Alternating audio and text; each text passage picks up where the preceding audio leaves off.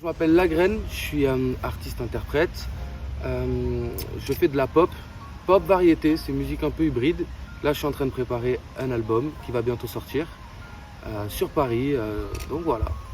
Moi, c'est MADS, Mads. Je suis artiste de Montpellier et j'ai monté un studio dans la campagne, un peu pas loin là. Et du coup, on fait nos projets dans ce studio. Et on essaie toujours d'être un peu sur Paris, Montpellier, dans les villes. Et voilà, on vient de monter le label qui s'appelle G-Week Prod. Et voilà.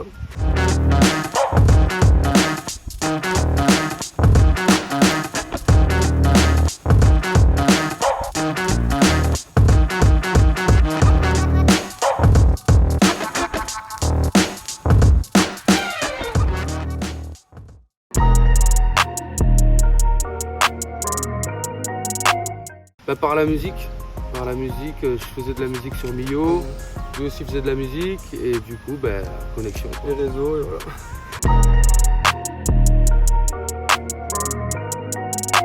« 6-7. Après là, on est plus sur 5 artistes vraiment où on pousse le truc. On pousse vraiment le truc, on essaye de travailler un projet par artiste. Donc on a des artistes qui sont complètement différents. On a des artistes de pop, un artiste de pop, rap, variété, comme Jérémy. On essaie d'être éclectique, on ne veut pas avoir qu'un style musical. Nous, ce qui nous intéresse, c'est vraiment d'avoir plein de choses à proposer.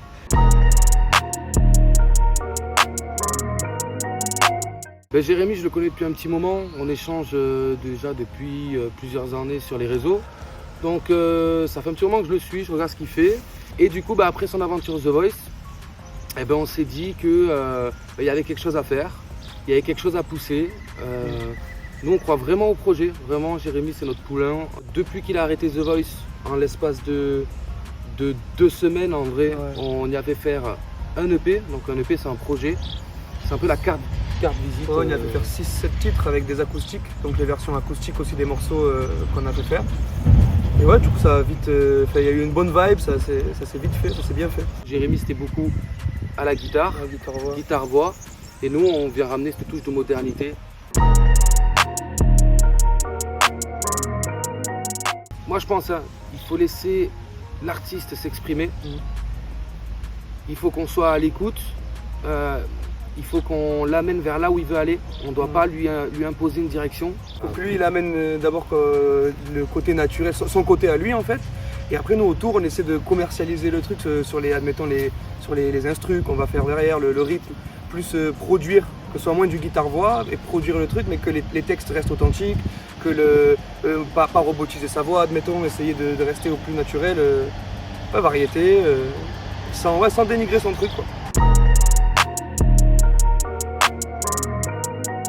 Il va dans la rue tout seul, il prend sa petite enceinte, petite guitare, il fait son truc sans rien demander, donc c'est des petits trucs.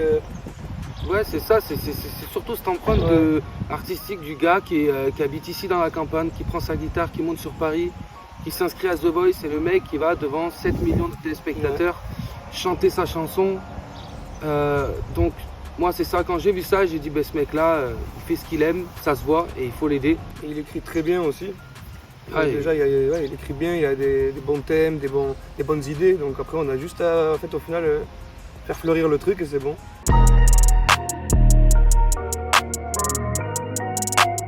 C'est plus facile d'être artiste et s'occuper aussi d'artistes parce que on connaît quand même le milieu, on s'est aussi fait un peu escroquer quelques fois, donc on connaît un peu les failles et voilà, et puis surtout dans la musicalité, l'aider dans la DA, dans la direction artistique, et ouais, je pense que c'est plus facile. On a fait des passages en maison de disques et on a vite compris comment ça marche, comment faut gérer un artiste, par où faut passer, parce qu'il n'y a pas que la musique. La musique c'est très important, mais derrière, comme il dit, il y a la direction artistique. Il nous faut des chefs de projet. Déjà que nous on gère nos carrières en même temps. Le but de ce label-là, c'est on vient de le créer, il est tout jeune. C'est vraiment de le développer, on donne toute notre âme, on donne tout ce qu'on a. Et par la suite, amener les artistes avec qui on a travaillé, amener les projets aux maisons de disques, faire signer les artistes en licence. Et les artistes qui sont dans notre label, en vrai on leur fait des contrats que personne fait en fait. On ne bloque pas les artistes, on n'est pas là pour l'argent. Ce qu'on veut, c'est que ça marche. Créer une équipe avec des artistes vraiment différents, essayer de pousser jusqu'au bout chaque artiste dans son style. On a vécu des contrats à 360 degrés où Si on nous dit de porter une veste rouge, on doit porter une veste rouge. Et on veut pas ça, nous on veut vraiment que l'artiste il s'exprime. Et nous on est là pour modeler tout le reste autour et aller signer des contrats en maison de disques pour eux.